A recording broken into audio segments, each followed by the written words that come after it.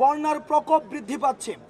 দেখেন, আমরা রাষ্ট্র সংস্কারের কাজে রয়েছি, যেখানে পার্শ্ববর্তী দেশ আমাদেরকে সহায়তা করার কথা, সেখানে তারা নানাবিধ বিভিন্ন আন্তর্জাতিক ষড়যন্ত্রে লিপ্ত হচ্ছে। আমরা পার্শ্ববর্তী দেশের প্রতি আহ্বান জানাবো, আপনারা যে আজকে ব্যারিকেডটি খুলে দিয়ে বাংলাদেশে পানি প্রবেশ করতে দিলেন, অন্যদিকে আমরা দেখেছি তিস্তাতে পানির সংকটে সেখানে চাষাবাদ করা যায় না। আমাদের যখন পানির প্রয়োজন আপনারা তখন পানি দিচ্ছেন না, আর যখন পানির প্রয়োজন নেই আপনারা বেড়িবাঁধগুলো খুলে দিয়ে বন্যায় বাংলাদেশের মানুষকে আপনারা সংকটের মধ্যে ফেলেন।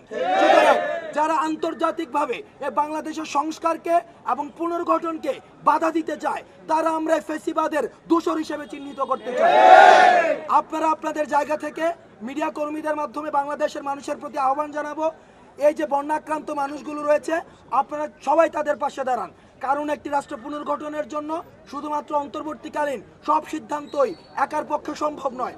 আমরা আমাদের ব্যক্তি পর্যায় থেকে, গোষ্ঠী পর্যায় থেকে, সাংগঠনিকভাবে যারা বন্যাক্রান্ত হয়েছে তাদের পাশে দাঁড়ান। কারণ এই রাষ্ট্র পুনর্গঠনের কাজে আমাদের সমন্বিত উদ্যোগের মধ্যে দিয়ে তখনই আমাদের সম্ভব হবে যখন আমাদের সমন্বিত উদ্যোগগুলো দৃশ্যমান হবে।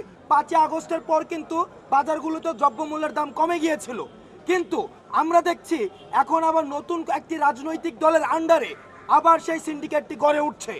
আমরা এই সিন্ডিকেট থেকে সতর্ক করে দিতে চাই, আপনারা যদি জনমুখী কোনো সিদ্ধান্তের বাইরে গিয়ে সিন্ডিকেট বা মাফিয়াতন্ত্র তৈরি করে বাজার ব্যবস্থাপনার মধ্যে কোনো ধরনের অসন্তুষ্টি তৈরি করেন, তাহলে ছাত্র নাগরিক যেভাবে শেখ হাসিনাকে যেভাবে গদি থেকে নামিয়েছিল, ঠিক একইভাবে এই যে সিন্ডিকেটগুলোর বা মাফিয়াতান্ত্রিক যে সিন্ডিকেটগুলো রয়েছে সেই সিন্ডিকেটগুলো সমূলে উৎপাটন করবে।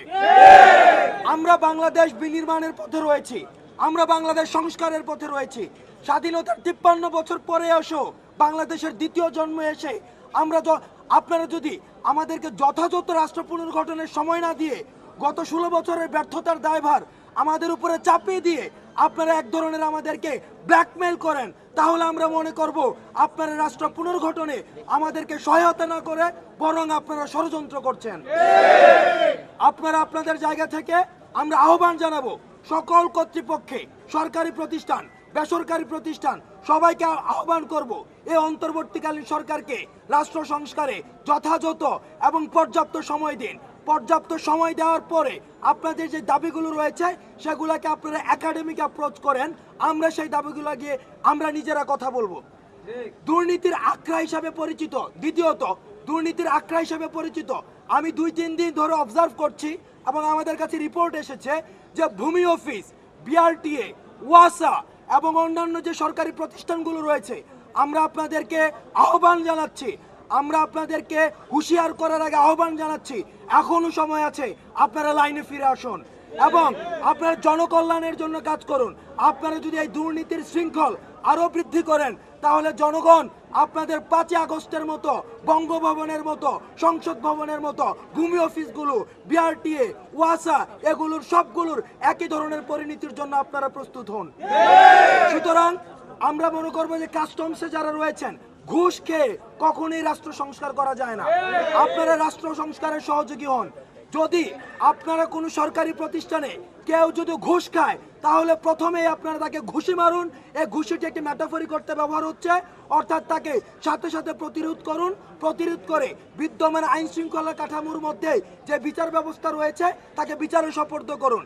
আর যারা চাকরি করছেন, আমরা আপনাদেরকে সতর্ক করে দিতে চাই, বিগত সরকারের সময় যে ধরনের শাস্তি হতো, মৃদু তিরস্কার অথবা ওএসডি, এগুলো কোনো শাস্তি নয়।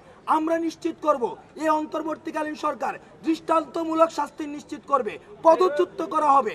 প্রয়োজনে বিদ্যমান যে আইনি কাঠামো রয়েছে এই আইনি কাঠামোর মধ্যে দৃষ্টান্তমূলক শাস্তির ব্যবস্থা করবে এবং যা করা প্রয়োজন তা করে এই যে ঘুষের যে বাণিজ্য রয়েছে, দুর্নীতির যে আখড়া রয়েছে, সেটিকে ছাত্র নাগরিক সমূলে উৎপাটন করবে।